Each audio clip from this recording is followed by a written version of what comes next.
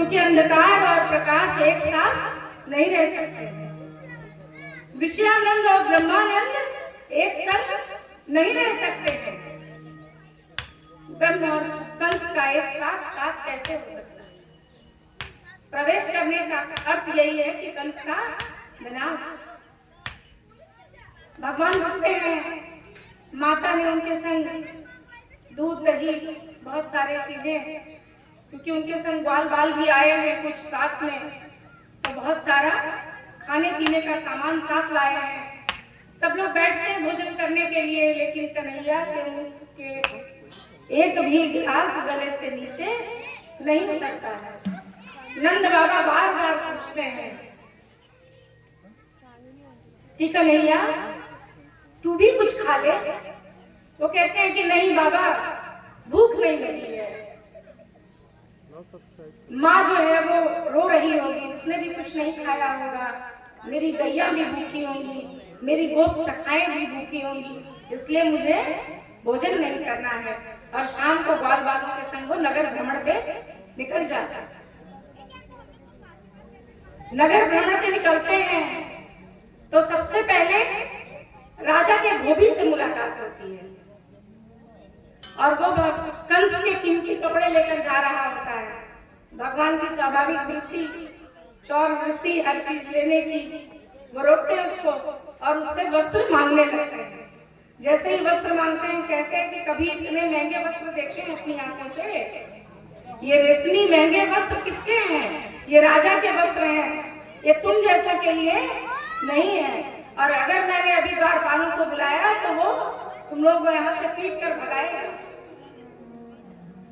भगवान राम की आदत थी उसको, जैसे ही कुछ बोलूंगा भगवान क्या करेंगे? क्या किया था भगवान ने धोबी के कहने पे? माता सीता का त्याग किया था। धोबी को पुराना कर्जा भी तो अदा करना था। जैसे ही उसने ऐसा कहा, बलदाऊ ने क्या कहा भाई उड़ा दे इसकी गर्दन पहले। तुरंत धोबी की गर्दन एक थप्पड़ में ही काम तमाम। सारे वस्त्र ले लेते हैं, कुछ अपने भी पहनते हैं, सारे ग्वाल वालों को दे देते हैं। भगवान ने क्या किया था? जब तक वो गोकुल में रहे, ब्रज में रहे, उन्होंने कभी सिले सिलाए वस्त्र पहने क्यों नहीं पहने? क्योंकि उनको पता था कि उनके बहुत सारे सखा ऐसे हैं, इतने निर्धन हैं कि वो सिले हुए वस्त्र नहीं पहन सकते हैं। इसलिए भगवान ने कभी भी सिले हुए वस्त्र धारण नहीं किए 11 वर्ष तक। माँ ने बार बार चरण पादुकाएं पहनाने की कोशिश की, लेकिन भगवान ने हमेशा नंगे पैर रहना ही स्वीकार किया। उन्हें कभी भी जूते पैर में नहीं डाला। और गोप सखाओं से उन्होंने वादा किया था कि मैं तुम्हें सिले सिलाए वस्त्र पहनाऊंगा। सो जैसे ही पूछते हैं मथुरा में, जिसको जो वस्त्र देते हैं वो उसको फिर काटा, उसी की नाप का निकलता है। बड़े खुश होते हैं, चेहरे का निया देखिए तो मेरी एकदम नाप का निकला है।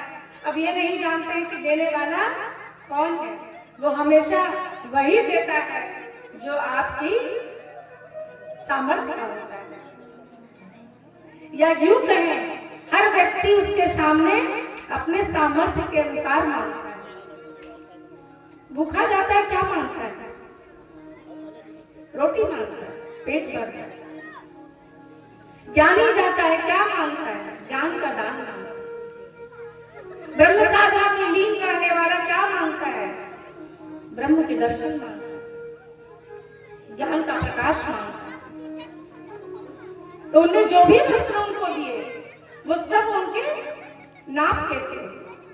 वो पहन के बड़े खुश होते हैं कि कन्हैया ये वस्त्र मैं संभाल के रखूंगा, जब मेरी शादी होगी ना, मेरा विवाह होगा ना, तब मैं इसको धारण करूंगा। जितने भी मथुरा के लोग हैं, जितनी स्त्रियां हैं, पुरुष हैं, भगवान के दर्शन के लिए लालायित हैं, क्योंकि उनकी चर्चाएं बड़ी दूर तक हैं। अब सबको खबर हो चुकी है कि मथुरा में भगवान आ चुके हैं। हर गली द्वारे पे उनका स्वागत होता है। सुदामा उन्हें माला पहनाते हैं और इस तरीके से जो है, जैसे ही वो आगे बढ़ते हैं, कुब्जा आती है और चंदन देते हैं। कुब्जा कुरूप है, कई जगह से टेढ़ी मेढ़ी ऊपर निकला हुआ है, लेकिन क्या देती है भगवान को? चंदन देती है। चंदन जैसे ही भगवान को देती है, भगवान उसके पैर के अंगुष्ठ पे अपना पैर रखते हैं और दूसरी हाथ से झुकी हुई उसकी ठुड्डी को उठाते हैं। लोग उनको रोकने लगते हैं भगवान को कि आप क्या करने जा रहे हैं, वो कुबड़ी है बेचारी, और उठा देते हैं। और जैसे उठाते हैं कुबड़ा क्या होती, मुक्त हो जाता है, कुब्जा सुंदर स्त्री में परिवर्तित हो जाती है। परिक्रमा करने के बाद अगले दिन मल्ल युद्ध जहां हो रहा है, उसी दिन शाम को जहां धनुष यज्ञ चल रहा है वहां पहुंच जाते हैं भगवान। आज यज्ञ का अंतिम दिन है, अगर यज्ञ सफल हो जाता है तो कंस को कोई भी पराजित करने वाला नहीं है, इसलिए भगवान का यज्ञ को विध्वंस करना जरूरी था। भगवान यज्ञ के स्थान पर पहुंचते हैं और धनुष को भंग कर देते हैं। भगवान धनुष भंग करके वापस लौट आते हैं और जैसे ही आते हैं नंद बाबा के पास, नंद बाबा पूछते हैं कहीं कोई उत्पात तो नहीं किया आप लोगों ने मथुरा में? कहते नहीं, जहां से भी गए सब जान रहे थे कि हम नंद बाबा के बच्चे हैं, सबने हमारा बड़ा स्वागत सत्कार किया। ये देखो हमें कितनी अच्छी मालाओं से सुशोभित किया, कभी नहीं बताया कि क्या करके आ रहे हैं, ये नहीं बताया कि धनुष भंग करके हम यज्ञ भंग करके हम आ रहे हैं। अगले दिन मल्ल युद्ध के स्थान पर पहुंचते हैं। कौन मिलता है सबसे पहले? मल्ल की तैयारी में जैसे प्रभु पहुंचते हैं, चाड़ूर और मुष्टिक पहलवान जो है पहले से ही भगवान की प्रतीक्षा कर रहे हैं।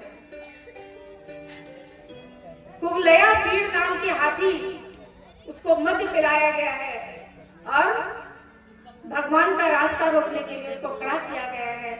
पहले वो कुवलया पीड़ हाथी का उद्धार करते हैं, फिर मल्ल के स्थान पर जाते हैं। जब पहुंचते हैं रंगभूमि में तो सब उनको किस रूप में देख रहे हैं?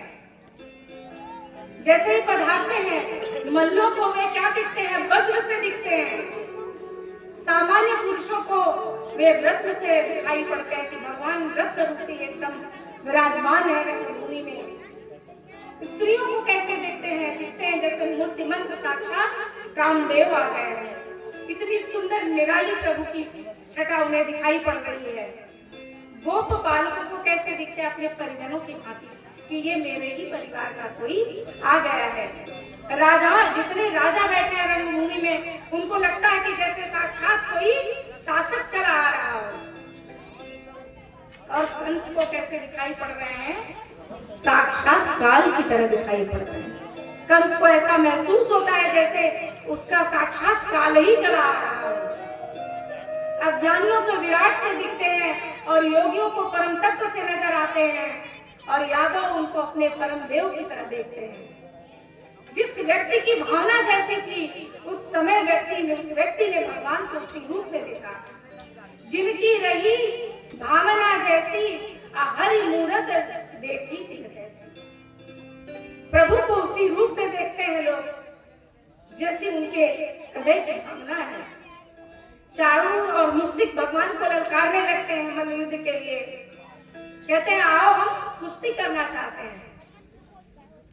कहते हैं श्री कृष्ण कि राजा को प्रसन्न करना तो कर्तव्य है, लेकिन हम तो बालक हैं। आप तो मल्ल युद्ध के बहुत पारंगत योद्धा हो और हम क्या हैं? हम तो बालक हैं। ये धर्म संगत नहीं है। भगवान समझा रहे हैं, क्या समझा रहे हैं? कि ये मल्ल जो है वो धर्म संगत नहीं है। लेकिन चाड़ूर और मुष्टिक ने उनको खींचने का पूरा प्रयास किया। उनको मल्ल युद्ध में अपने रंगभूमि में खींच लेते हैं।